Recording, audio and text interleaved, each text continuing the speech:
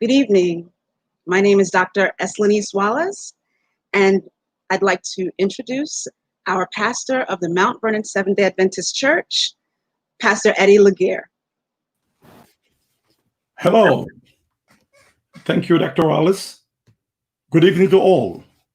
Ladies and gentlemen, it is an understatement to declare that we are living in unprecedented times because evil is being perpetrated openly and proudly. The church can no longer remain silent, especially when we consider the current events in the light of this weighty Bible verse, Psalm 89, verse 14, rather, where it says that justice and judgment are the habitation of thy throne. Mercy and truth shall go before thy face. As the people of God, we ought to lead by example and espouse justice and fairness as the basis for all our dealings and demands no less from the civil servants in these United States of America, purported to be the land of the free, the land of the brave. A frank dialogue on current issues is important. It's imperative that we sit and talk. And this evening, I welcome you to this crucial conversation. And I'm so excited and so grateful as well to have in our midst our current mayor, loving mayor, zealous mayor, informed mayor, Mayor Sean Patterson Howard, Mount Vernon, New York. Welcome to Dr. Wallace. Thank you, Dr. Wallace, for your introduction. I'd like to welcome Dr. Jack Monell, our local attorney, Siobhan Vernon, our articulate community member, a young adult, Richard Anthony, and our brilliant and dynamic pastor, associate pastor at Mount Vernon, Pastor Gregory Nelson. Ladies and gentlemen, let the conversation begin and let truth flow like a river. May God bless you as we enter together into something special for our community. Welcome to the crucial conversation. I think you'll find, sir, that there will come a time when black people wake up and become intellectually independent enough to think for themselves, as other humans are intellectually independent enough to think for themselves. Then the black man will think like a black man, and he will feel for other black people. And this new thinking and feeling will cause black people to stick together. And then at that point, you'll have a situation where when you attack one black man, you are attacking all black men. And this type of black thinking will cause all black people to stick together. And this type of thinking also will bring an end to the brutality inflicted upon black people by white people. And it is the only thing that will bring an end to it. No federal court, state court, or city court will bring an end to it. It's something that the black man has to bring an end to himself. We are in the midst of a revolution. You can jail a revolutionary, but you can't jail the revolution, said Fred Hampton, who was shot and killed by members of the Chicago Police Department on December 4th, 1969, while he slept in bed with his 9-month pregnant fiancée, Deborah Johnson. "He's good and dead now," she heard the police officer say. He was 21. On May 25th, in the midst of a deadly virus that was just about to approach taking 100,000 lives in the United States, George Floyd was murdered with his face to the ground and a knee on his neck in broad daylight by someone who took an oath to protect and serve him. In that moment, he joined Ahmaud Arbery, Sean Reed, Breonna Taylor, Aiyana Jones, and countless other unarmed Black men and women murdered by the police. I can't breathe, he said. Through the lens of a cell phone camera, the world watched as he was being lynched in real time. 8 minutes and 46 seconds. I can't breathe. Don't kill me, he said. Protests in all 50 states, over 18 countries, rebelling, looting, buildings burning, exhaustion, frustration, anger. And yet, here we are having a crucial conversation on police brutality as an offspring of systematic racism here in the United States of America. Again, my name is Dr. Eslenice Wallace, and I would like to welcome you. Thank you so much for watching and joining us with this conversation. Feel free to share it if you can. And along with an esteemed group of panelists, we're going to be having this conversation. So our first question here, my first question is for our associate pastor, Pastor Gregory Nelson.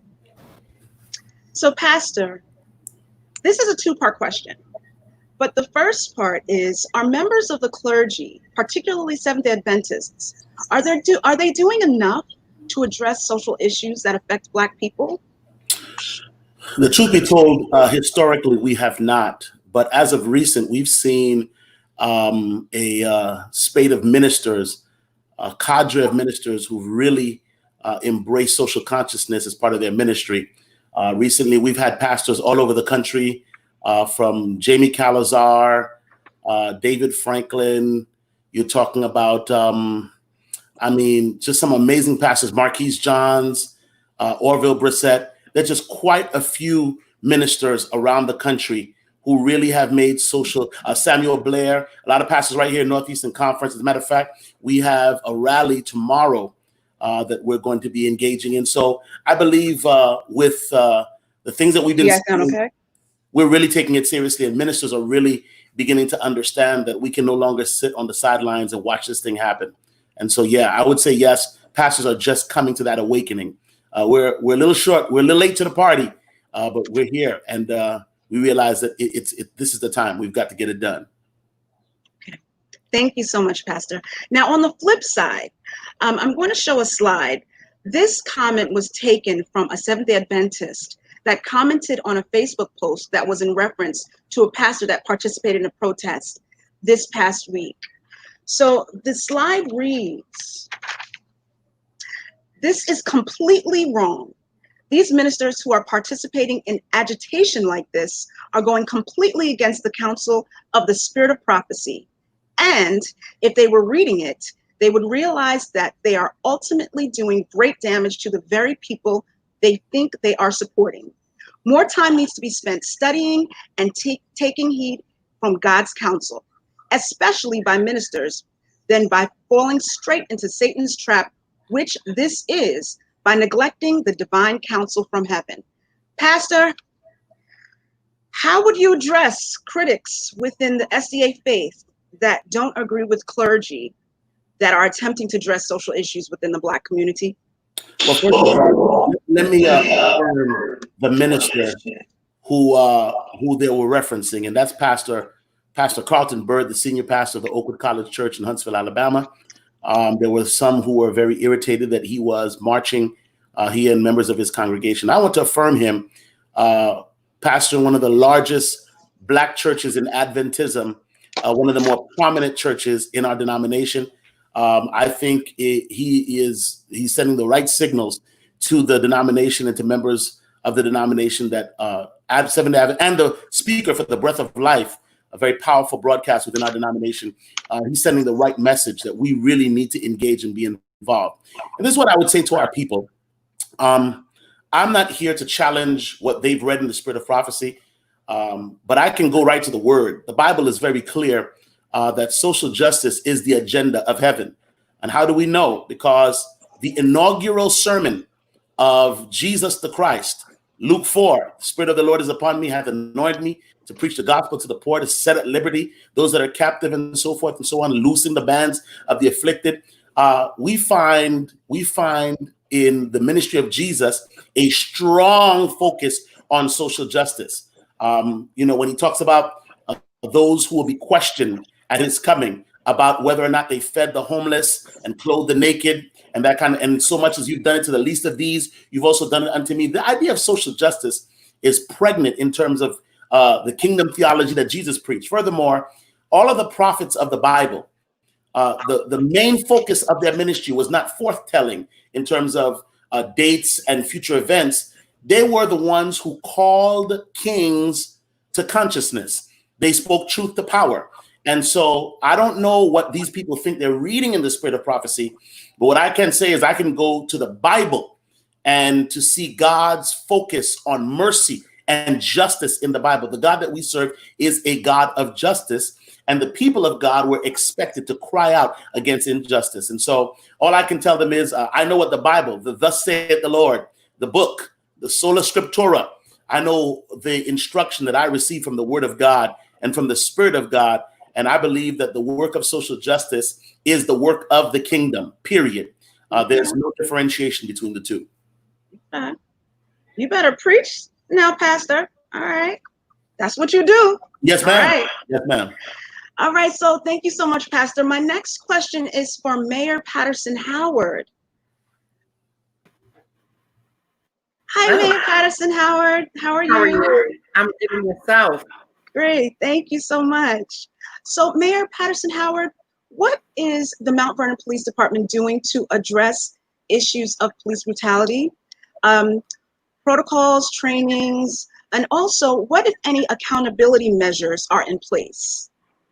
Okay, so I took office back in January, and I appointed Glenn Scott, our police commissioner, and Glenn had been a 20-year veteran who had retired back in 2015, and I brought him back this year as commissioner. He was an incredible training officer and ran almost every division in the department. But the one thing that I knew about him that was going to be very important for me is I wanted someone that was going to hold police accountable, someone who was going to hire good cops, train them well, and then hold them accountable. So one of the first things that he did when he came in is he looked at some of the disciplinary records and issues that were there, and he sent those up to the DA's office when he had some police officers that he had some concerns about use of force and other disciplinary issues. Secondly, he updated and rewrote the use of force policy in the police department. So that is something that he did. He instituted some additional training around use of force in our training division. And so within the first 2 months of being in office, those were some of the initiatives that he took up. And then we worked with our training division, who was bringing in some new recruits, and they did an immersion program. So they walked through the community as new police officers. They knocked on doors, they had conversations, they went to see business owners, because community policing cannot be a division or a unit. It has to be the philosophy of the police department. And the only way that you can properly police a community is if you have relationships with the community. And so it was not about people just sitting in their cars and driving up and down streets, but getting out and understanding that the people in this community are not potential suspects, but they are residents, they are stakeholders, they are business owners, they are children, they are our elders, and that in order to police them and protect the community, then you had to get to know them. And so those are some of the first things that we set up. And, you know, the thing that my commissioner is passionate about is no one dislikes a bad cop more than a good cop. Because the focus and the negativity of bad cops brings down the profession of policing. So we have several people right now that we have up at the DA's office that we are trying to get charged. We have suspended people, and we also set up what they call a discovery unit. So a discovery unit, as of January 1st, you had to do what you call discovery law. And that means sending up all body cam information and turning over information to the DA's office and making it available for defense attorneys that shows police involvement. And so we set up a discovery unit, and through setting up that discovery unit and going through body cam information, yes, we did identify several instances of inappropriate behavior that had happened before I became mayor, and that information was immediately sent up to the DA's office. So we've been very proactive in making sure that we're weeding out bad actors in the police department, and we will continue to do so. We will continue to train, but the thing that we won't do is we're not just going to suspend someone and move them. We really want to make sure that we're getting rid of bad actors. And so we want to suspend them. If charges need to be brought, and we want to charge and prosecute them, fire them, the whole lot. If you have officers that are good and just need some training and retraining, then that's what we're going to do. But we want to make sure that people are accountable. And we have signed the Obama Foundation pledge for both the city of Mount Vernon and the Mount Vernon Police Department. So we will continue to be proactive in working on progressive policing and not just reactive. Thank you so much, Mayor. Thank you. Thank you for that. Thank you.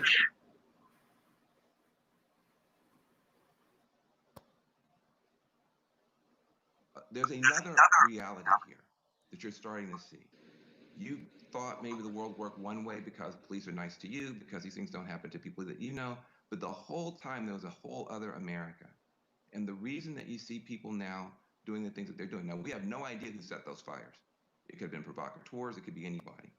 But the reason you see people willing to risk their lives in the middle of a plague and a pandemic, and to go out and literally risk their lives to protest, is because people are now fed up.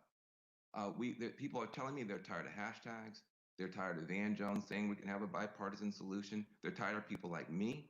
They're tired of people saying over and over again that we're just basically one bill away or one election away from some progress. It's not the racist white person who's in the Ku Klux Klan that we have to worry about. It's the white liberal Hillary Clinton supporter walking her dog in Central Park who would tell you. Dr. Monell. Hello, how are you? Hi, Dr. Monell. So the question I have for you is, can you give us a little bit of background information on why Black bodies have been criminalized? Absolutely. So what you find is, since pre-colonialism, Black males back then, African slaves, they were initially enslaved for the purposes of not their intellect or anything of that nature. They were enslaved and captured for the purposes of their physical prowess and abilities. And unfortunately, what you saw post-slavery with the inception of the Jim Crow laws to stop and frisk, and then from stop and frisk to the protest today, what you're finding throughout popular culture is that Black bodies continuously are misrepresented, and the hyper masculinity that oftentimes is conveyed throughout the various medias is that people perceive Black males as a threat, unequivocally, whether you're wearing a suit, whether you're wearing a hoodie, it doesn't resonate to people outside of the community. And quite frankly, sometimes people within our own community have adopted that. Criminalizing Black bodies is not a new phenomenon, not the least. It's been there. It was designed to be that way because, unfortunately, what you find is you have this large set or demographic of folks who are trying to integrate, trying to move forward. And historically, systemically, institutionally, you have continuously found how everything has always been against Black males and the Black community, particularly, because it's not necessarily just Black males, it's the Black family, with instances like Breonna Taylor, with instances like Tamir Rice. You have young kids, you have older persons who are victimized, criminalized by men who should know better. Yeah. Thank you so much, Doc. Thanks, Doc. Thank you. Okay, so before we move on, please feel free again to share, like, and submit questions. I know we have a video coming up.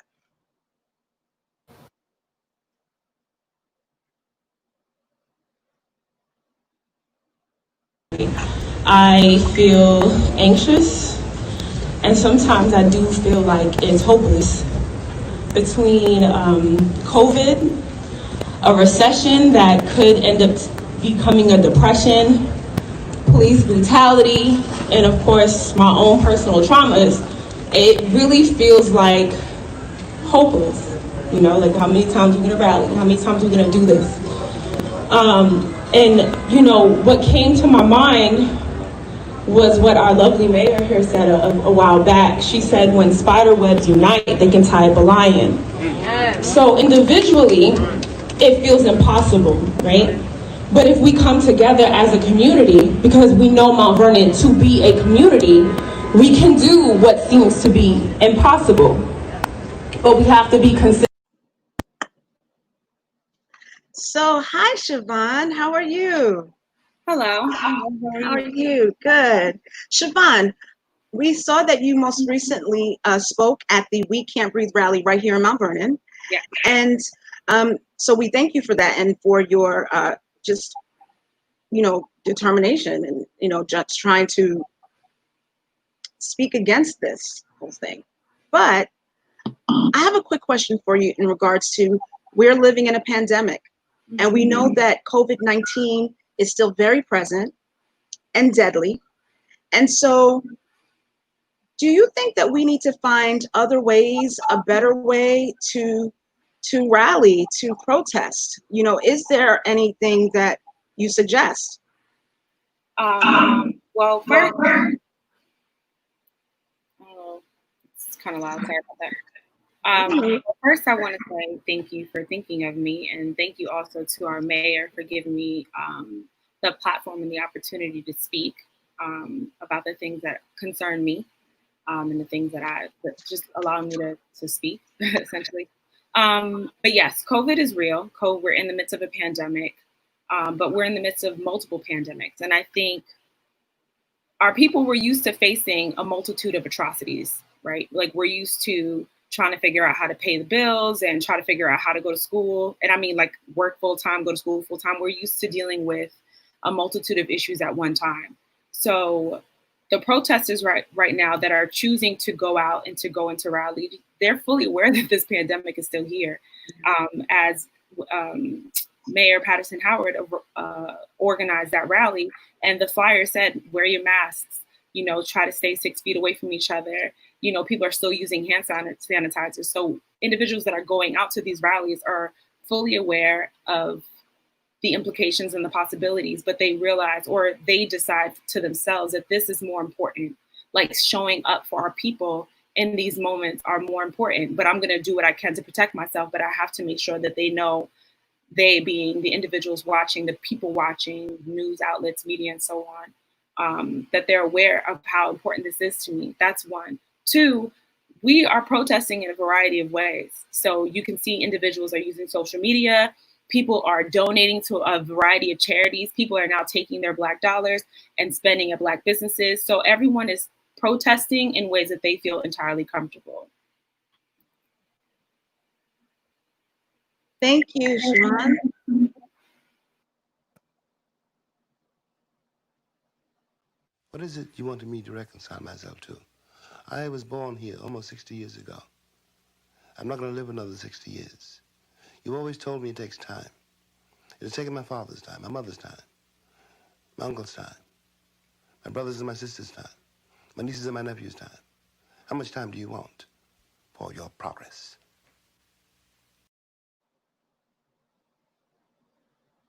Richard Anthony. Yes, hello. Hello. So that was just James Baldwin. And he said, to be a Negro in this country and to be relatively conscious is to be enraged almost all the time. So what does it look like being a young Black man at this moment in time? And in a time where, you know, all these killings of Black men and women, how does that impact your life? Well, I'll just be angry. I'm very angry that this is something that is even argued, that people are standing from the sidelines saying that this is something that is not a problem. or that it's something that doesn't need to be addressed and that people are overreacting. But let me speak to the young Black men right now that are of my generation, generations younger than me and maybe a little older than me. It's time to stand up.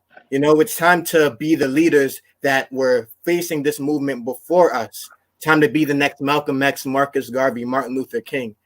It starts with knowledge, I believe. So I recommend maybe starting at the autobiography of Malcolm X for those who are looking for to really stand up and be leaders right now. So obviously, to be a Black man right now, it makes me feel like it's time to get militant.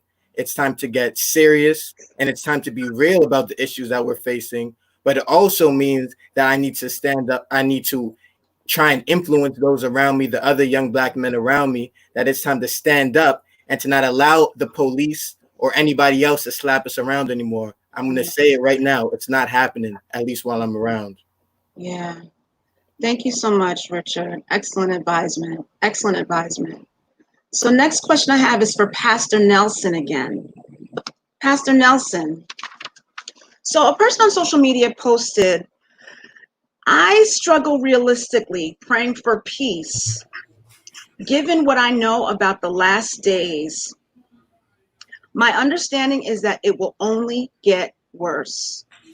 The range of emotions moment by moment can be so nerve-wracking. We're all experiencing going up and down. And so what would you tell this person who is praying for peace, but they're uncertain about the future? Okay. Well, the first thing to remember is peace is God's prerogative. That's something that God affords us. Our job and our duty as Christians is to promote God's agenda and let God handle the rest of it. We really cannot control anything. All we can do is be obedient and then let God handle the rest of it. One of the challenges that we face as believers is oftentimes we want to see God's program actually move forward in the way that we think it should. The book of Hebrews reminds us that there are individuals who are faithful to the command of God and God's directive, who did not see God's agenda fully realized in their lifetime. Because God's call to us is not to see all of his work go forward. God's call to us is to be faithful and to do what we've been assigned and to do our part. The other things, it's like the slogan, that's beyond your pay grade. When you deal with God and his agenda, he may or may not allow you to see certain things realized by virtue of your efforts. But the call and the directive is still the same. Do your work. Stand up for what you need to stand up for. Be vocal. Lay your life on the line when you're called to do so. Embrace the agenda. Put forth the effort. Do the work. Connect with the people. Galvanize, mobilize, strategize. Yeah.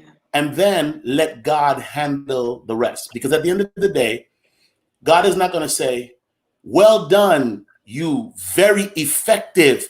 And you did. No, he's going to say you were good and faithful. You did what you were asked to do. And that allowed me as God to do what I wanted to do. I used you in ways. And that's one of the things we believe about eternity. We're going to be learning from God the way in which we were utilized by God beyond our own comprehension to accomplish the purposes of God. I believe that's one of the things we're going to be studying well into eternity, how it is that God used us in his plan. All right. Thank you so much, Pastor. Thank you so much. Mm-hmm. So, Mayor Patterson Howard, the next question is for you. I had to pull it up. That's all right. I'm not mad at you for that. Not at all. Not at all. So, Mayor Patterson Howard, Michael Brown was 18 years old when he was shot and killed by police in Ferguson, Missouri. Yes. 6 years later, a few days ago, Ferguson elected its first Black and first female mayor, Yes. Ella Jones. Yes. So as we are in a major election year, can you share your thoughts on the importance of voting, particularly as we are faced with so many Black people that are marginalized, that are discriminated against, that are literally losing their lives at the hands of members of law enforcement? So can you share with us the importance of voting? People must that your voice is your vote. Everyone wants to have a seat at the table, and this is an opportunity for you to have a seat at the table. If you do not elect people who are accountable to the citizenry and the community and who are accessible, then what are we doing? You need to elect mayors, you need to elect city council people. Everyone gets up and gets excited for the president's race, but it is your local elected officials that really have the greatest impact on your community. So mayor's races, city council races, your county district attorney's races. And I say district attorney's races are very important because it's going to be the district attorney who is going to bring charges or be the person who decides to bring charges against a person who, in a case of police brutality. And so if you don't have a district attorney that is answerable to the community and we sleep on that election, then we don't have a partner. If you don't have a mayor who is going to hire and appoint the best police commissioner or police chief to ensure that we're hiring and that we are holding police accountable, that's a problem. And if you don't have a city council or a common council locally that's going to pass legislation to ensure that the community has the proper rights, it's a challenge. So voting in your local elections, our national elections are important, but your local elections are critical. And people don't think about that. They get very excited about what's happening in Washington, dump Trump, dump Trump, dump Trump. But if you don't have people on the local level who are accountable, who are looking like us, who are accountable to us, and who are accessible to us, then that's a problem. Thank you so much, Mayor. I appreciate that, because I often hear so many people say, well, my voice doesn't matter anyway, you know, it doesn't count. And so I appreciate that. Thank you so much, Mayor. Yes, I mean, the difference in my primary was 209 votes. It was a four-way race, and it was 209, and I think with absentee ballots, it went up to 234 votes. Yeah. So if 234 people did not choose to come out, we could have a different mayor. We could have a different outcome. The general election is different, but people have to come out and vote in primaries. Primaries are critical because primaries determine who goes forward. And just even in your local library, we have a library election. People should have Mount Vernon received their ballots over the weekend. So we have a library election and we have a school board election. And you have to get your ballots in by the 9th, which is, what is that, Monday or Tuesday? Yeah, that's Tuesday. Tuesday. And so on Sunday, on my Sundays with Sean, I will be having the school board candidates on, and people will have an opportunity to ask questions as they have an online virtual debate. So local elections are critical and we can't forget them. Thank you so much. Thank you so much.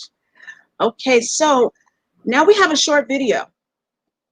This is going to take much more than 4 police officers. Sorry about that. This is going to take much more than 4 police officers being charged. It's true. It's true. But here's the good thing is there is a pathway out of this. Now, there's a pathway forward. It's 3 steps, and it's only 3 steps. Justice in this case, which means all 4 officers have to be arrested, charged, convicted, and jailed. That's justice. That's one leg. The other leg, while everybody is completely aware that there's a big problem in law enforcement, let's get together, Republicans, Democrats, law enforcement, community, civil rights, and pass a bipartisan bill this year. It could be done this year. You could ban the chokehold this year. You could raise the standards for training this year. You could make it easier to sue police departments, because now we're so out of whack you can't even sue them. You could deal with qualified immunity. You could do that this year. You could take concrete steps this year and show that the country can work to solve the problem. And lastly, you're going to have to surge some economic relief to these communities that have been battered economically by the protests, by some of the arson, property destruction. A lot of those black businesses do not have insurance. Let's surge economic support into these communities, and now you're on a pathway back toward wholeness and toward healing. And you have 20, 30, 40, probably 50 million white Americans that would agree with everything I just said and be happy to see it in both parties. And you have people who always know that racism was a big issue, but it was number 17 on their list. Right now. Dr. Monell, my next question is for you. So this past week, many people may not have even known that the Eric Garner law was introduced to the US Senate. This is 6 years after Mr. Garner was killed right here in New York by the police. So this act would prohibit officers from using chokeholds when apprehending an individual. This appears to be a small victory that could possibly save lives. So there's nothing bad about that, obviously, right? But can you tell us the significance of the officer that killed Mr. Floyd now being charged with second-degree murder, and the other officers, the other 3 officers being charged with aiding and abetting? Is that a small victory? Should we, hold our breath or not hold our breath, So small victory, yes, clearly.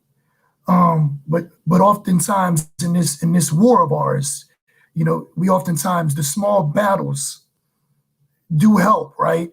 They give our community some hope. But Madam Mayor spoke to it in her last discussion as it pertains as perfect segue with the Garner Act. What we find is we have legislation to hold police officers accountable. We have training procedures in place to prevent chokeholds or any other types of restraints that have been deemed counterproductive or dangerous or violent or whatever the case may be. So my issue is, yes, it's a small victory, but we need accountability. And that's where this herein lies the problem, is that we don't have that oftentimes. To the second question, as it pertains to George Floyd, unfortunately, here we have an officer who arrogantly, if you really dissect it, you don't have to be a technician. Just look at the video. He's looking at the individuals videotaping him with arrogance, like, yeah, I know he can't breathe. And we saw how it played out. I don't want to rehash that. But him being charged to second degree tells the community wants equitable justice, right? And if you want to hold police officers accountable, if you want to quell the issues in a community, half of it is accountability. So does it help? Yes. But similar to what Van Jones stated, it's a myriad of issues. We need a conviction. We need economic empowerment in our communities. We need to address the food deserts. All of these injustices play into how police departments patrol certain communities. There's a difference in some communities on a lower socioeconomic end in the way they treat those that live in suburbia and are fortunately wealthy. So there's many issues that we have to address. But yes, I do think it's a small victory. I'm just waiting for the conviction. Dr. Monell, thank you. Thank you so much for that. Okay, so our next question is for Siobhan. Hi, Siobhan. Hi. So God is calling us to civic engagement. So if you were supporting an organization that's going in the direction of civic engagement, what does God's quest for justice look like to you? God's quest for justice. Well, God's quest for justice looks like us coming together and using each of our gifts to affect the change that we're looking for. Yeah. This actually comes to my mind quite often. I'm always bringing up 1 Corinthians 12, 4-27, and it talks about how each of us have a gift, and how each of us should be using our gifts to glorify God, and how each person represents a piece of the body of Christ, right? So the eyes can't say to the hand, I don't need you. The hand can't say to the foot, I don't need you. Like, granted, yeah, you can function. The body of Christ can function with one eye and with one hand, but would you want to? Like, would you be as strong as someone who is fully functioning, right? Who is using all limbs and eyes and so on.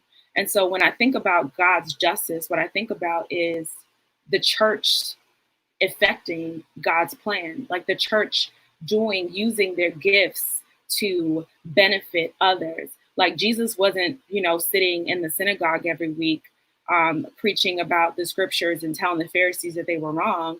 Jesus was out tending to the needs. He was using his gifts to make sure that the people around him or the people that he encountered were blessed and benefited. And I think that's exactly what each and every person should do. We should let go of this idea, the diffusion of responsibility, where we think someone else is handling it, and recognize that each and every single one of us should be doing something to address the issues that our community faces. If that answers your question. That totally answers my question, Siobhan. My other question for you is, are you sure that you're not a preacher on the low? Oh, no, absolutely not. You sure? All right, because you just provided a whole word. Thank you so much, Siobhan. Thank you. So, Richard. Yeah, hello. You are one of our future leaders of tomorrow.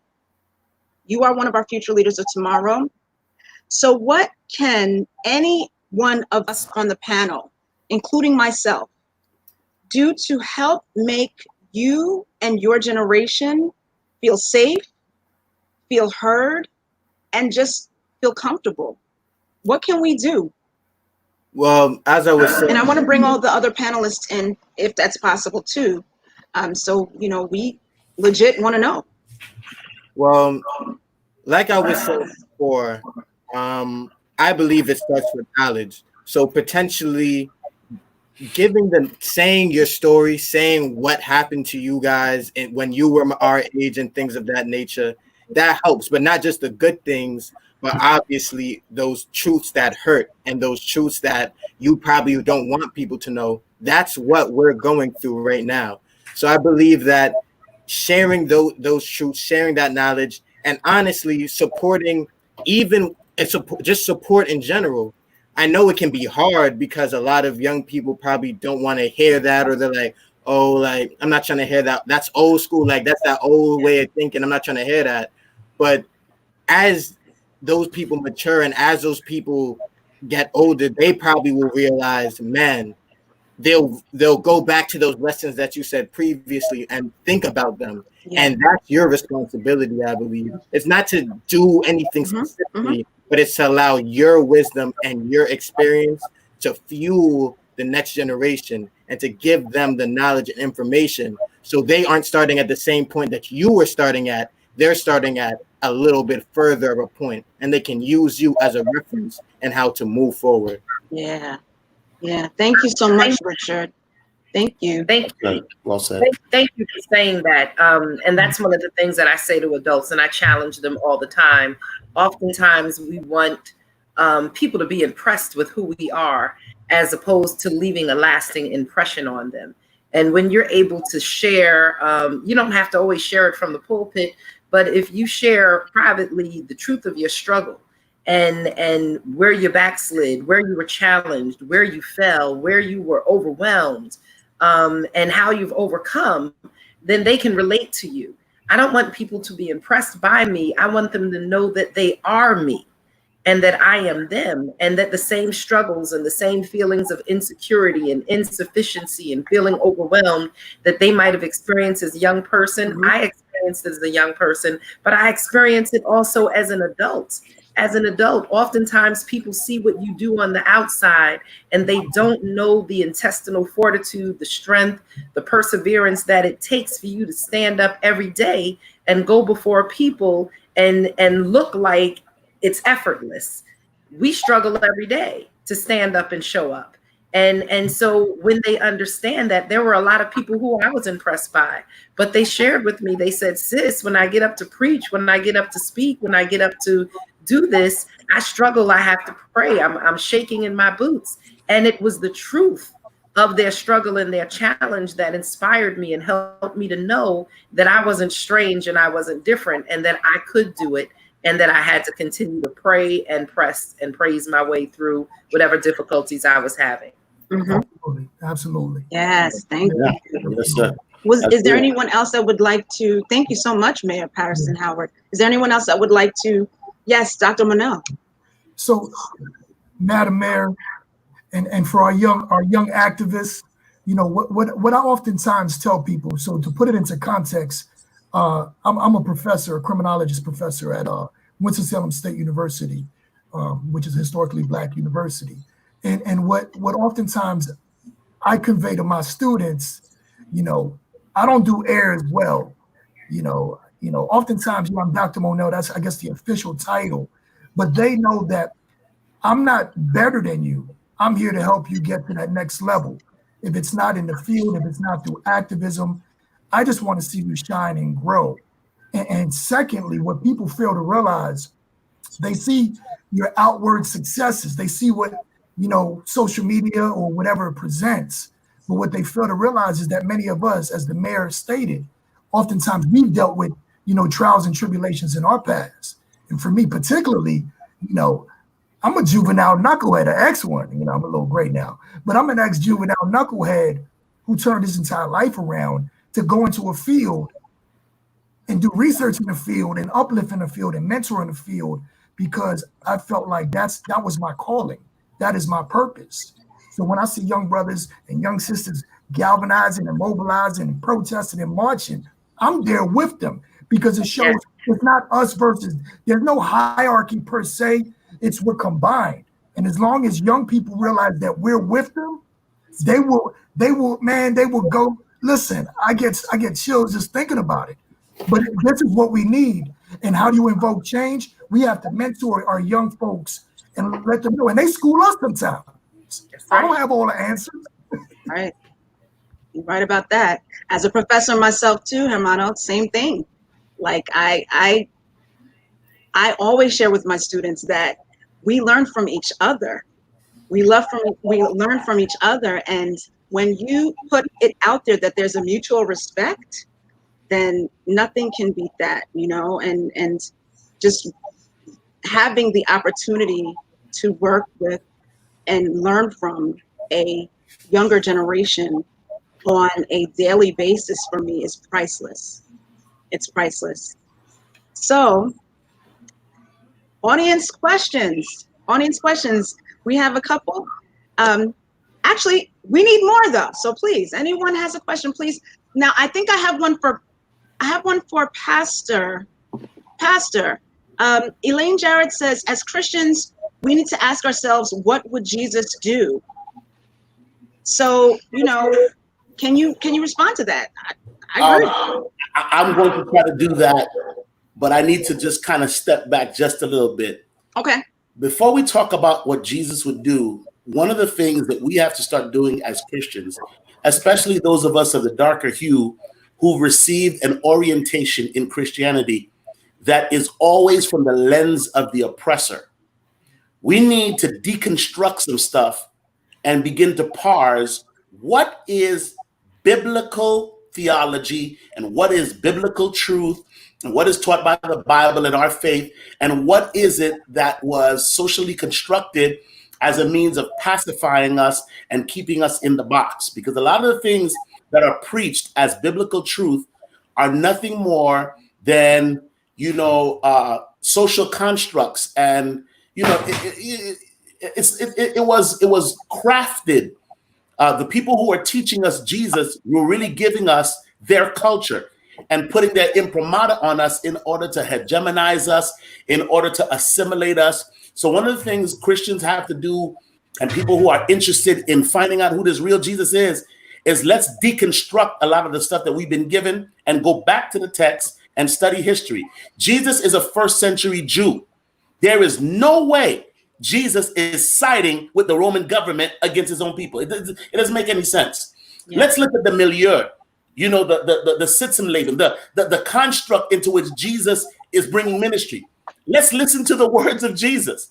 Right. Jesus did it. And then the other thing is, this Eurocentric Jesus, blonde hair, blue-eyed, weak, frail, mamby-pamby, come, let's have a personal relationship. That's not the Jesus of the first century.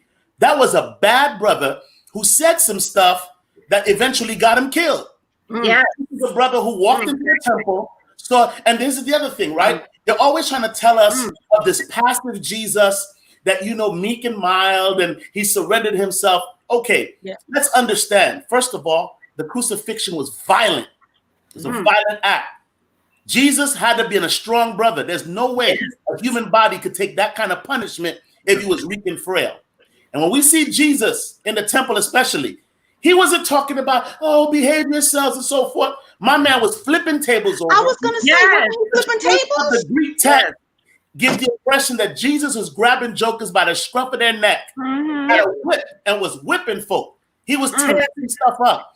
And while I don't condone lawlessness and burning stuff down and destroying our own communities, there is something to be said by showing some kind of force. Like, yo, we're not going to take this lying down. You're not going to keep beating me and for me to turn around and talk about, I'm praying for you. God gave me 2 hands. I have a right to defend myself. I remember when I lived in Huntsville, and I got in some trouble from this. I had a 9mm in my home.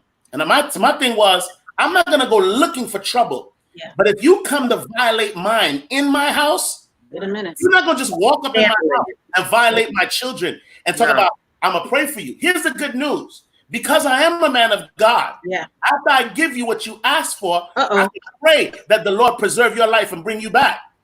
If you come up in my spot trying to disrespect and violate my wife and kids, I got some training on how to hold it. And believe me, I'm not going to miss. Pastor, don't come for me. And you know, I want Pastor, is that because you're from Brooklyn? Well, my man understands. You know, it is what it is. And someone else from Brooklyn too. Is that a Brooklyn thing? Let me throw one more thing in there. The Bible says that when they came to get Jesus, Peter took out a sword and cut off that man's ear. If he wasn't strapped, I mean, it's not like Jesus performed the miracle and gave him. Jesus told them, brothers, take your swords with you. And so this notion that as Christians, we cannot defend ourselves and we affirm our human dignity, that is the oppressor's theology being put on us to pacify us. It's the same thing they did to the Africans. They came in there, they told them to pray. By the time they opened their eyes, they was holding the Bible, and the brothers was holding, and the white boys was holding the land. I'm not closing my eyes no more. When you come at me telling me some stuff, I'm just looking up you, my eyes wide open. I'm gonna tell you, I know how to read. I did some research, and the Jesus you trying to give me ain't the one that I saw in the text. I like that Jesus better. I'm gonna deal with that Jesus. That's what we got to start doing. Deconstruct and start teaching our folk what the Bible really says, because the Bible affirms human dignity. The Bible says we were all created in the image of God. And so as a white man, if that means, and a white man will say, give me liberty or give me death. But when I say it, I'm a thug. No, I'm saying what you said. You said, give me liberty or give me death. I'm saying the same thing. You said it to the British. I'm just saying it to you. I know that's right. I know that's right, Pastor. I like saying, because I kind of want to build on that a little bit. Okay. Okay, go ahead, please. Just from another perspective, when we're talking about Jesus, when he interacted with the community, Jesus was selfless, and his disciples took that same selflessness into Acts, where they were selling all their belongings to make sure that the gospel was told, right? When Jesus ate, he made sure everyone else ate. So that's another thing, that when we're talking about how we're going to move forward, we have to be cognizant of how much we're willing to sacrifice to make sure that everybody's good. Because I think when I keep talking about community, because I realize that many people are very individualistic, and they think, once they made it, they move out. Once they make a few coins, because, I'm saying, we still, as a people, are generations behind with respect to wealth. But we make a few coins, we move out of our communities, we get green lawns, we're like, well, we're fine, our family's fine, and we're not concerned about community. So when we're talking about how would Jesus behave, what would Jesus do, we have to recognize that Jesus walked away from heaven to become human, to live in Nazareth, to be poor, to be homeless, because Jesus was homeless. Jesus sacrificed all of these things.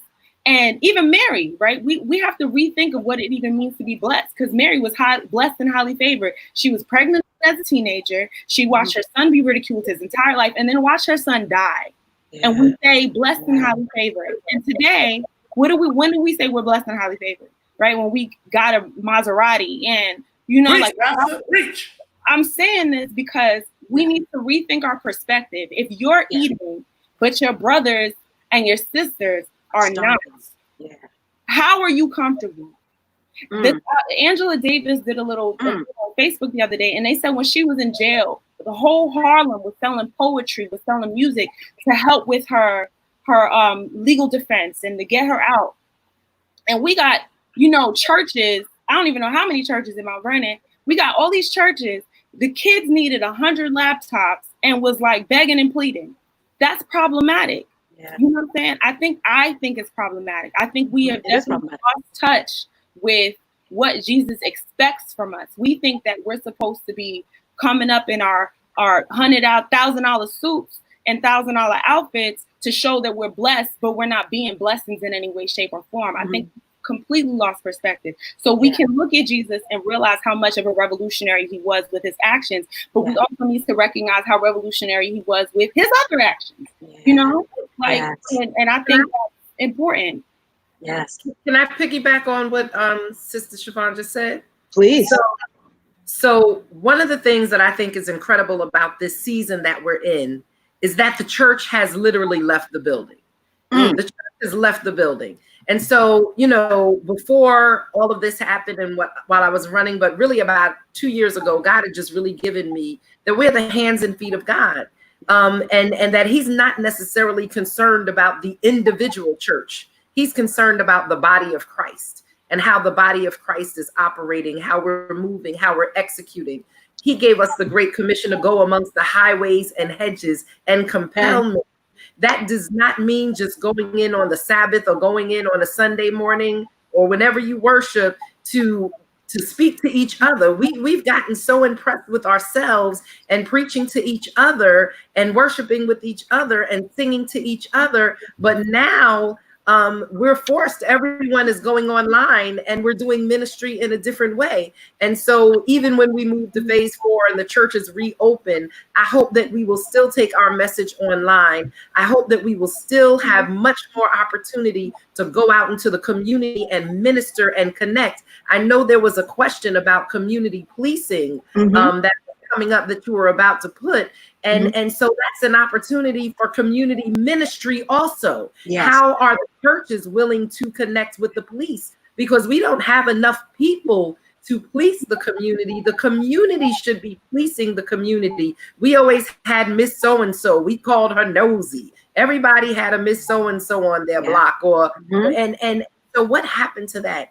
The mothers aren't just supposed to give out mints in church. They should be on the block looking and overseeing our young people and speaking to them and encouraging them. How are the men walking through the community, not to just be some type of community safety, but to speak life, to speak spirit, to speak strength, to speak peace, to speak love into these young brothers and sisters and women who are standing on the corners, who are frustrated because they don't feel that people see them. They don't feel that people understand their pain. They feel ignored. And when you walk and you cross the street, we want to talk about white people crossing the street, black people cross the street. We don't want to go to certain parts of the neighborhood. We don't want to go into certain areas. We're concerned, like you said, just because you get a little bit of a green lawn and you secure the bag does not mean that you turn your back and you look funny at people who don't have what you have now. So we need to walk the streets. We need to communicate. And there are opportunities for the church to do more around community policing because we do have what we call Civilian Police Academy. And so you get 20 people together, we can come there and do a Civilian Police Academy that helps you understand the different functions and operations and divisions of the police department, what they do, what is use of force policies, how are we supposed to engage.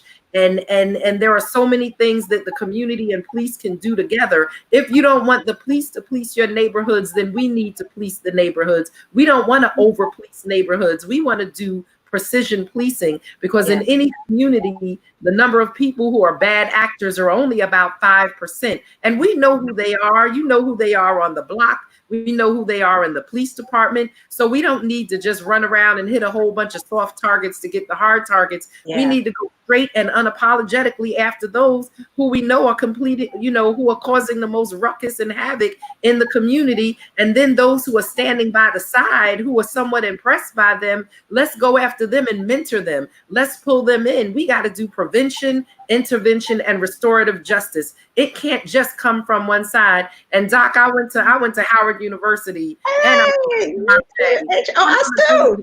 I saw the Omega. Is that Omega Psi? I'm not sure if that's so. Yeah, Boom. So I'm D9 like you. And I need y'all to understand that there is a person behind this position. There's a person behind this position, and social justice is not new to me. Community service is not new to me. I started as a social worker, and so I've been working in the trenches. I've been working in prison reform. I've been working in restorative justice, prison reentry, gang intervention and violence. I've been working in drugs, mental health, homelessness, sex trafficking for 30 years, HIV/AIDS for 30 years. So I understand the pulse of the community. I understand the marginalization of our people. And I understand that it's going to take a lot to get us up and together, but the government cannot do it by ourselves. We need ministry. We need church. We need these civic organizations. We need D9. We need whoever is willing, the neighborhood associations, to come to the table and be willing to have this conversation with us. I'm not afraid of the conversation. I'm here for it. I'm here for it all day. Crucial conversations, courageous conversations, critical conversations. Let's have them and then figure out what we're going to do to move.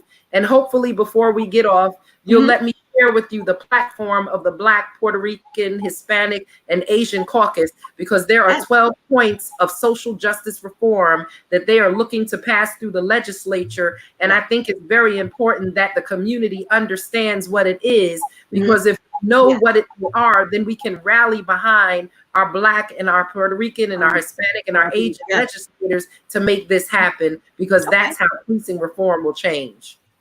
Mayor, I definitely want to go back to you.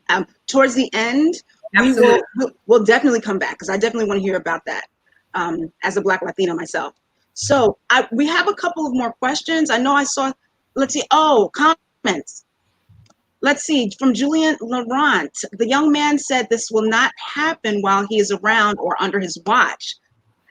Can he share with us what specific plans he has in place to ensure Black young men are treated better?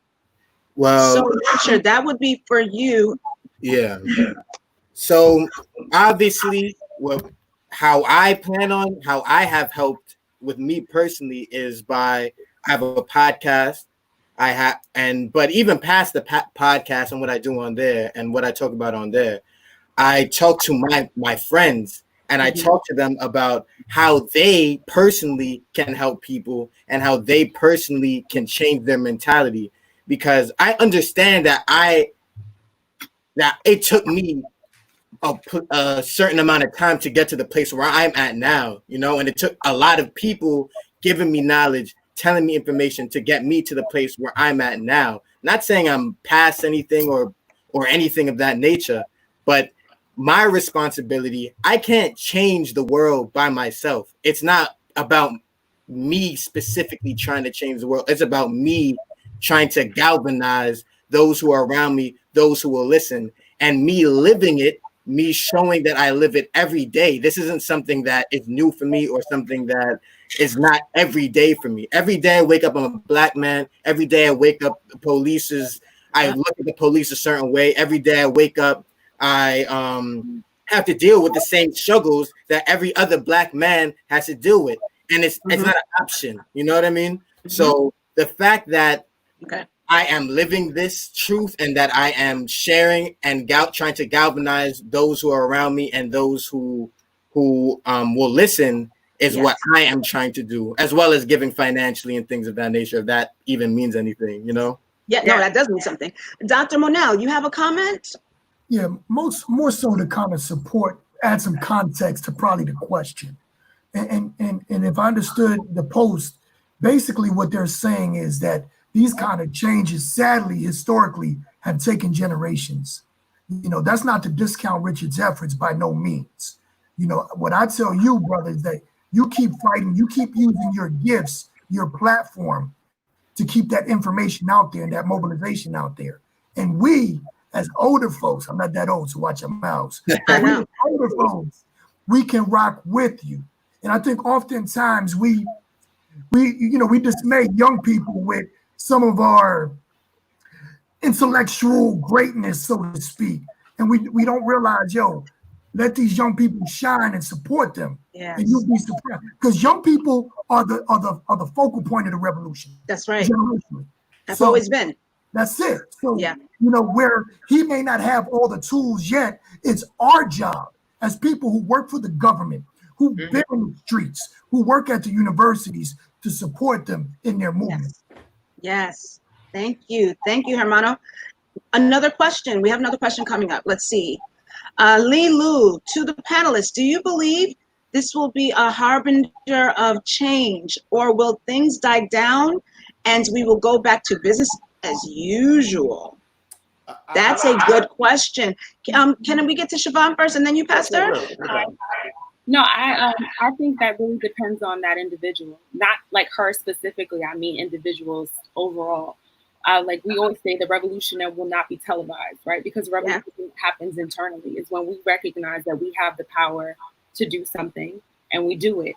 On Tuesday, when we spoke at the rally, I said it would be as simple as introducing yourself to your neighbor, because I've listened to Sean speak over and over again about these things that she wants to happen in our community. And I'm like, you can start a neighborhood watch if you know your neighbors. You speak to your neighbors, you develop a relationship. So when someone comes on a block and it looks different, you're like, nah, this is someone different. This is something we need to watch. So so-and-so's daughter isn't gonna have boys over when her mama's at work, because so-and-so 2 houses over is about to call her on it. You know? So I'm just like, it really depends on us not looking to other people to create change. For us to say, I want my neighborhood to be better. The other day, they had to suspend alternate side of the street parking because of COVID. It's for you to go outside your house and see trash and pick it up. It's for you to be conscious that you need to create the environment that you want to live in. Like I actually have a whole bunch of stuff that I'm like, I think this is what the church can do. I think this is what the church can do. But if I give y'all 10 programs, I can't run all 10 programs. It got to be somebody who says, you know what, I know how to do that. Let me help with that. Or, like people being willing to just do one or two things, And I feel like when we have these panels, there's always a lot of people that are willing to talk. And, there are a lot of people who are willing to talk on Facebook and criticize. You got a lot of Monday morning quarterbacks. Sean knows about this because I see him all the time in comments.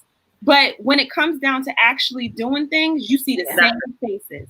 You see to the point where, when somebody comment, you clicking on it, like, I didn't even know they were from Mount Vernon, because they're there to comment and to criticize, but they're never there to let us know their vision and let us see their gifts. And when you have those conversations on the block, you meet the person 2 doors down, that's the lawyer, you meet the person 3 doors down, that's the mayor, and you next to each other. Next to each other. Yeah. And you have the lady who reprimands you for yelling at your boyfriend on the street, because you shouldn't be yelling at your boyfriend on the street. That's right. Actually, how old are you? Because you shouldn't have no boyfriend. Start there. I'm wrong. Okay. That's the era I grew up in. Right? Right. My bad. I was thinking of personal. But my point is that I'm seeing a lot of comments of like how we're actually going to move forward. And I really keep emphasizing, like, all of this starts with, how are you going to add value? Because Sean pressed me on this when she was on the campaign trail, and I pressed her on how are you going to do all these things for my community. She said, well, what you about to do? That part. That part. Yes. That part. That's right. It made me think, and it's not just about creating nonprofits. I mean, we created a nonprofit, but my nonprofit also recognizes there's a lot of nonprofits out here doing stuff, and they just need bodies. They need funding. So it's like, you can donate. At half the time, we're like, okay, how can we add value? There was a building on Lincoln Avenue. The people in the building couldn't access the food drives that the city were hosting. So what I did, I connected the property manager to Sean's team. Now they got food coming. You don't have to create a whole nonprofit to deal with food insecurity. If somebody's doing it already, just connect the right people. But in order for you to do that, you have to have the conversations. You got to talk to them. And I feel like everybody just wants to just do some OD major thing. They try to pull it up, they get exhausted, and then they stop. And then we're back to this. We're back to panels. So what did I say? You got to be consistent, persistent, and insistent. That's right. You got to have all three. It's like a triangle. Yeah. Because nothing is going to happen if we just start and stop. And that's what a lot of people do. They get excited and they start and then they stop. Yeah. So but Siobhan, you said you have 10 programs you'd like to do, but who's going to step up in the church? My question is, people outside of your church. How can we stop making everything about our church? Yeah. And can't we use our vision and our passion and our power to be connectors and partner with other churches around us? I mean, we have to get rid of this separation of our church. We have to get rid of the separation of we want our church to do it or SDA, but let's get the people within. The first thing was actually having all churches centered represented to you so that you can assign them section in the city so that they can do a needs assessment. Because everybody's talking about they want to do programs, but they don't know what the community needs. I'm like, there's like 300 churches in this 4 square mile town. So it is 4 square miles. 4 square miles. So each person has one person come to you, you designate them an area, not you specifically, because I know you're busy. Designate them an area, that church canvasses around, gets the opportunity to introduce themselves to the residents, and also says, how can we help you? You take all that data back to the city. Now a whole bunch of nonprofits have a database to say, okay, what kind of programs can we develop? It doesn't, I think everybody needs to get moving. It ain't just Vernon, but I say Mount Vernon because that's my home church. That's where we are. That's where we're from. Pastor, did you have a quick comment? No, I mean, Siobhan has said it all. The only thing is, for me, it's always. I told you Siobhan needs to preach. I'm telling you, girl. You gotta call him. So what I said was, because we have members of Mount Vernon on this broadcast or watching this broadcast. So one of the things that has been on my heart for the last few years in my ministry, after spending some time at Howard School of Divinity, by the way. So HU is all over this thing. HU is all over. We have to, as a church, and especially as a denomination, I can talk about what I know, SDAs. One of the reasons that we don't do as much as we could is because if it's not SDA born, then it's not legit. Like, we're afraid to jump on with other folk. Like, we have to be the ones driving it. And to me, again, my little pet peeve, we see the imprimatur of white supremacy everywhere. Because if a white man ain't doing it, it ain't really being done. And it's like, no, there are a whole host of people out there who are doing it. And sometimes you don't need to invent it. Jump on with somebody else. Just be a human resource. It doesn't have to be your idea. You don't have to organize it. All you've got to do is lend your body, your hands, show up, and help. We don't have to be the architects. That's why that's why a lot of our programs, they're stifled. We can't do anything because we're trying to reinvent the wheel. Then we got to get the funding, and there's just not enough money in any church to get some of this large stuff done. There are already people in the city doing it, and whether they be Muslim, that's the other thing that got me in trouble a lot of times in my church. I said it's gonna really mess some of y'all Christians when y'all get to heaven and y'all see all these Muslim brothers and Buddhist brothers who did not have what y'all call the light in Christianity, didn't know Jesus, but they lived up the light that they had, and they in paradise. It's gonna mess some of y'all up because we all children of God. We can't coordinate with the Muslim brothers. And again, to me, that's just another thing of white supremacy. Christianity is the thing. No, it is not. God is doing things with other people who are not Christians. I hear that. God is using Buddhists, Muslims. I can use He's anyone. using atheists. God is using people who don't even believe in him to accomplish his purposes. And if they're doing kingdom work, whether they have the knowledge or not, who cares? Especially, and I got to say this, Black Christians really bug me out. Because we're not going to hang out.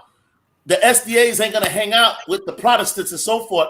But when the man has got that Glock in your face, or when he's got the knee on your neck, I bet you that cop did not ask George Floyd, what church do you attend? Which denomination you're part of?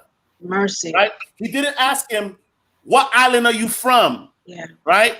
Because for him, he was a nig. And a nig is a nig. Forget it.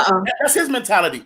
But we're here having these stupid wars The West Indians don't want to partner with the African Americans. The Jamaicans and the Trinis got a little beef. And I'm like, listen, brethren, I don't care what color you are. Yeah. If you down with the agenda, let's go. White, black, I do not care. Asian, we have a job to do. And let's stop with these little, because the slave master did a real number on us, didn't he? Yes. He come back and say, you know what?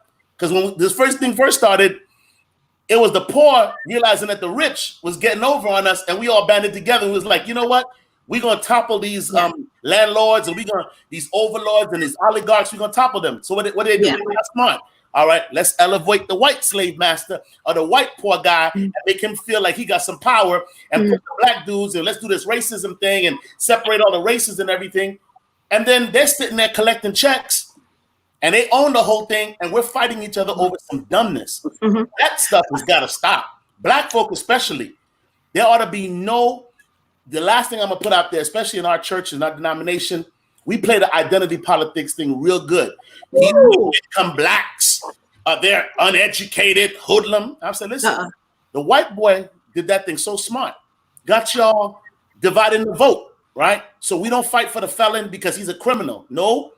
Made a bad choice. Yeah. We need him voting because there are not enough of us good blacks to get anybody in the office. Yeah. We need all the blacks to get their voting right back so we can vote for black. So the felon, he did his time. He comes out. We reintegrate him, get him his voting rights. So when we go to the ballot box, we're all represented. And all this gerrymandering and all this foolishness, they wouldn't be able to do that. Yeah. But we have divided ourselves, and we played into, especially those of us who are educated and who've done very well for ourselves, and who escaped, like my man who didn't go to jail for all the stupid he did.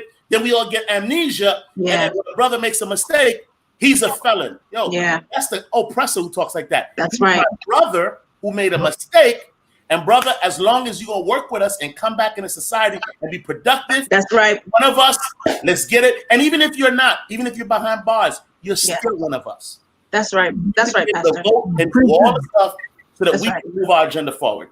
Thank you, Pastor. We got another question. And I know that there was a question about Malcolm X, so I appreciate that because I think you kind of covered that. Let's see. My Sean says, what activists is the city of Mount Vernon collaborating with? Are any of the local politicians participating in policy change with the Department of Justice at the federal level? That's a good question. Thank you, my Sean. Absolutely. So when I ran for office, I talked about my relationships on a local, county, state, and national level. And I've been funded through the Department of Justice, through the Office of Juvenile Justice Delinquency Programs, through the New York State Division of Criminal Justice Services. And so, we have our Congressman Elliot Engel, who has been working with us. We have our Senator Schumer, as well as our Senator Kirsten Gillibrand. And so we have relationships with the Department of Justice. It's a different Department of Justice right now than it has been, but we do still have connections there. It's going to be hard to partner with the Department of Justice right now with Donald Trump as the president, because the different things that we're looking at are not necessarily important to him. But I can tell you our New York delegation of Congressman Elliot Engel, Senator Schumer, and Senator Gillibrand are definitely people who are looking at police reform and who are supportive of police reform. And we do have a good working relationship with them and are pushing and digging into the Department of Justice. But again, it's not always about what happens at the federal level. We also have to look at what happens at the state and the county level. And so to that end, whenever you're ready for it, I will share with you what the agenda is of the New York State Black, Puerto Rican, Hispanic, and Asian Conference of Legislators, because we do have a 12-point platform that we are looking to put forward, because again, change starts even at home. If we can't get it on the federal level right now because of 46-1, then we need to do what we need to do on our state level and then drill down to the county level. And so we are doing those things. We're not going to wait until there's a new president that we can work with and a Department of Justice that we can work with. Right now, we do have lots of power on a state level. And so we are more focused on what we can do on the state level and the county level and on the local level, because those are the things that touch us each day. Thank you so much, Mayor Sean. You know what? We have, I think, time for one more question. So what would that question be? Let's see. How can the church address the issue of racial discrimination within the body, within its body? So racial discrimination within the body of the church. How can we address that? That's definitely you, Pastor. I was going to say, look, we're all quiet, like. Pastor, you want to take that one? Unmute him. Pastor, we can't hear you. We can't hear you. Okay. One of the things that we're going to have to do is, and it's a church issue, but it's really an education issue. Let's understand, first of all, this whole racial identity thing and our strict adherence to it to the point where it's elevated and made a thing. That was intentional by the system. I think so. Check this out, right? I never realized how crazy the movie The Matrix was. When you look at The Matrix with Keanu Reeves, there's some deep stuff going on there, because there's a system that everybody's operating in, and all of the strings are being pulled because the system has an agenda. Those computers are keeping us humans busy doing a whole lot of stupidness so that they can prosper. We have to step back and pull the veil back and see that all of this racial stuff is pointless. Yes. Think about it right now, right? Everybody was on lockdown during this pandemic. Yeah. It just took one little virus to make us all see, I don't care who you shut down, what money you had, the richest man in the world was absolutely as useless as the poorest man in the world during this pandemic. We're all in the same bag. Yeah. So cut out this racial stuff. Be proud of who God made me. Now, the only reason I've got to flex my blackness is because I was told that my blackness is a disqualifier. And I need you to understand there's too much going on in this melanin infused body to be anything. First of all, I'm fearfully and wonderfully made. That's what the Bible says. Yes. Now we're going to have to go there, and I got to teach the original man was a black man. So cut that nonsense out. But I'm not saying that to lord myself over you. I'm just saying I'm just as valuable as you are. And I celebrate your individuality. I celebrate your racial makeup. I celebrate your culture, because we're all flowers in the same garden. That's right. Let's get that mentality going. That's right. I'm looking for the things that are unique in your culture to celebrate them, and I'm asking you to do the same for me. That's how we cut out this racial nonsense in the church. Because when God looks at us, God is not tripping over our race. No. God says we're all part of one race, the human race, period. Forget the racial nonsense. That's a system that was put in place to control us and divide us. Because if we ever got together, all the races got together, and we decided, all of us who are marginalized, and we decided, you know what? The oppressor has gone too far. This is what they always say. It's funny. The people who demonize the races, which is usually the lighter skinned cousins, they demonize the race and they make them. But if all those people are as bad as you say they are, how come they didn't raise up and choke you out this whole time? Right. Wow. Cut that nonsense out. Yeah. Let's stop. Get socialized. That's what I'm saying. That's how it starts. It's not even biblical. That's not the way to fix this thing. Let's have some common sense. Because even if you didn't read the Bible, this makes sense. You're a human. I'm a human. You breathe. I breathe. You got biological functions. I got them too. Okay? We all exist on the same planet, breathe the same air. Yeah. Our genetic structure is basically the same. There are too many similarities for us to focus on a minor genetic anomaly that made us different. Yes. That's all stupidness. Let's get that out of there. And then Thank you. the church, let's remember, God created us all in his image. All men came from the same man. And let's move on. Thank you so much, Pastor. So we only have a few moments left. I would like to get some words from Mayor Sean Patterson, Howard, and also Hermano, if you would like to share any last thoughts as well. So Mayor Patterson, Howard, I think you said you had something to share with us? Yes. I want to share with you the legislative agenda of the Black, Hispanic, Puerto Rican, and Asian Conference for the state of New York. Okay. The first one, this is our police reform legislative package that we're putting forward in the Senate and the Assembly of the state of New York. The first one is to repeal 50A. And 50A simply is whenever a person goes into court, they pull out their rap sheet. Well, 50A will reveal the rap sheets of police officers, meaning the charges that have been filed against them, the complaints have been filed against them, whether they've been convicted of them, whether they've been suspended for them, but it will tell us and reveal to us and take behind the veil of secrecy the different charges. We understand that Chauvin had 19 different charges against him, so we need to release that. Dealing with those false 911 complaints. Becky cannot keep calling and saying that a black man is trying to kill me in Central Park. We are tired of Becky and Becky's and Tom Austin's and everyone. So we need to deal with those false 911 complaints. We need an office of the special prosecutor, because unfortunately we cannot trust our local DAs right now to do the job. So we need an office of the special prosecutor to prosecute police cases. We need a Police Stat Act.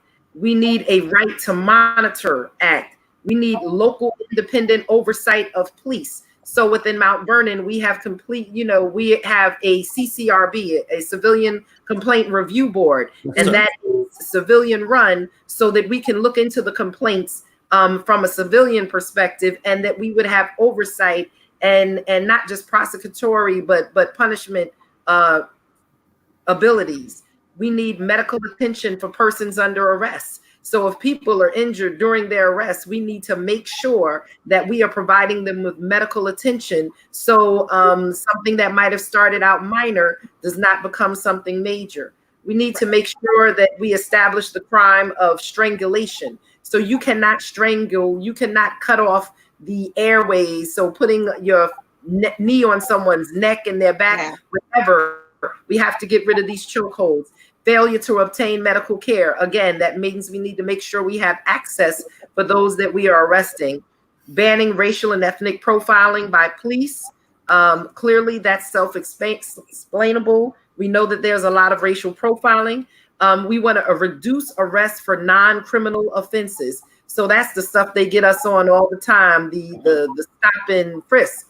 Oh, a little bit of marijuana. Oh, he was jaywalking. Because he looked suspicious. So these are the ways that they pull us into the system, and oftentimes these arrests go very, very sideways. And so from selling loosies to videotapes to playing loud music and all of this garbage that they want to engage you for and arrest you for, we need to look at that. We understand there are quality of life issues, but we need to make sure that we're not just doing these things to antagonize people who are not doing anything wrong.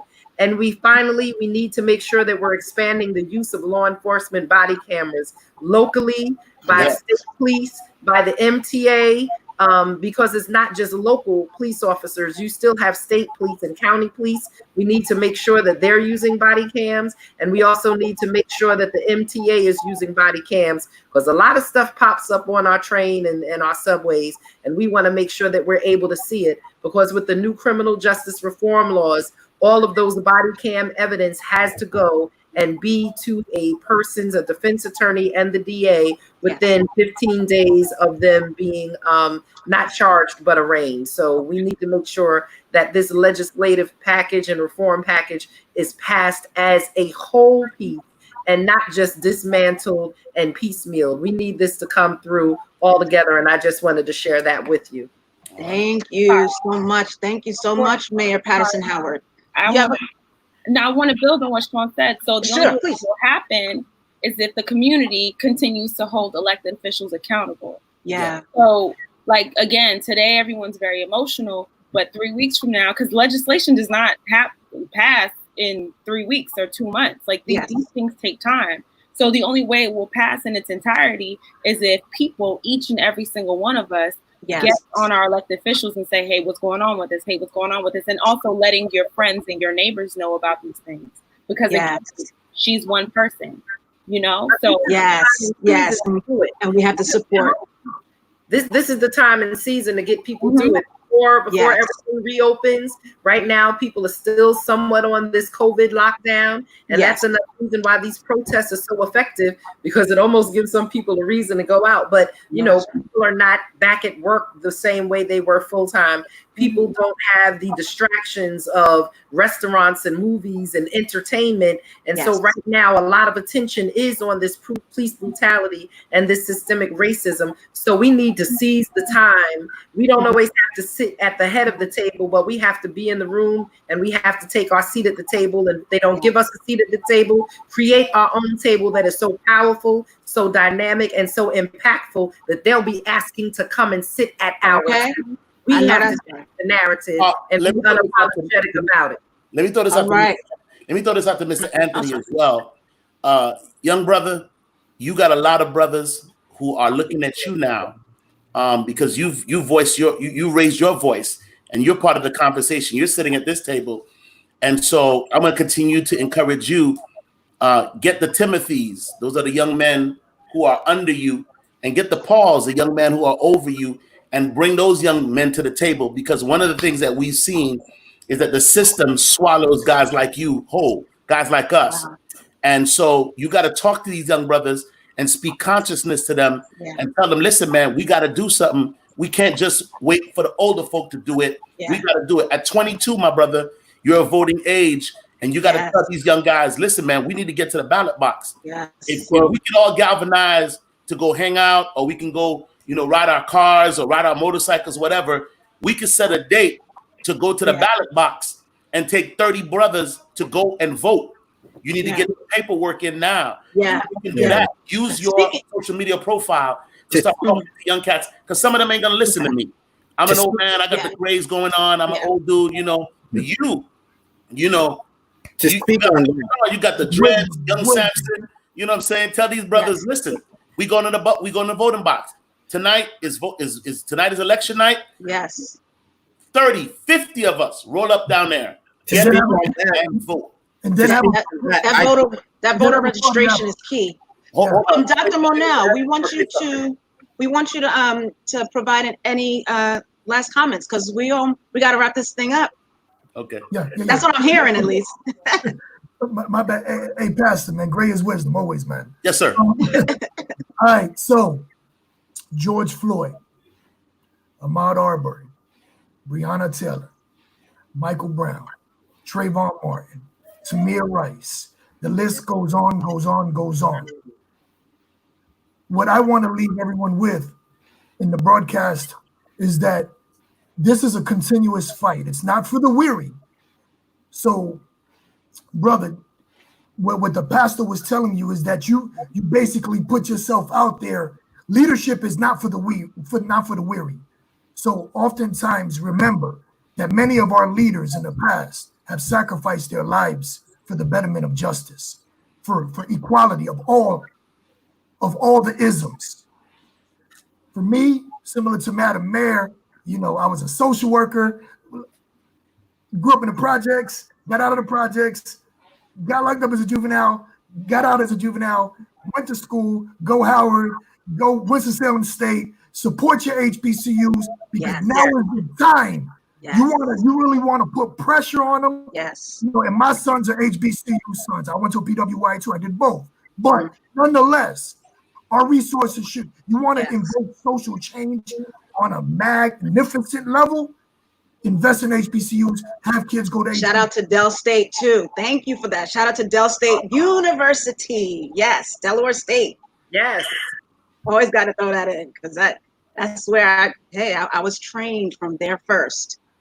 Right. So Richard, last comment, just a couple of seconds. You have anything to say? Literally 2 seconds. Yes, I want to say, I didn't even care about voting, but I didn't vote on the last election or anything like that, but I already told all my bros and everybody who I know, I'm going to get registered for sure, but I'm going to try and make sure all my guys go out there, and all my homegirls go out there and they handle that. But also, I just want to speak on fear real quick.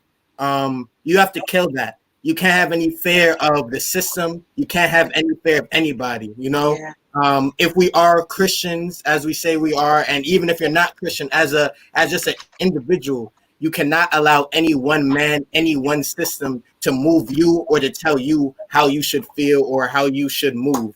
So I want to just encourage all the young people listening to this, like the cops, the system, nobody has control over us. We can do whatever we want to do, and we're going to do whatever we want to do. And we cannot have fear of anything or anyone in this system or outside of it other than God. Thank you. Thank you. Powerful last words. Is there anyone that would like to share how any of our viewers can get in touch with you?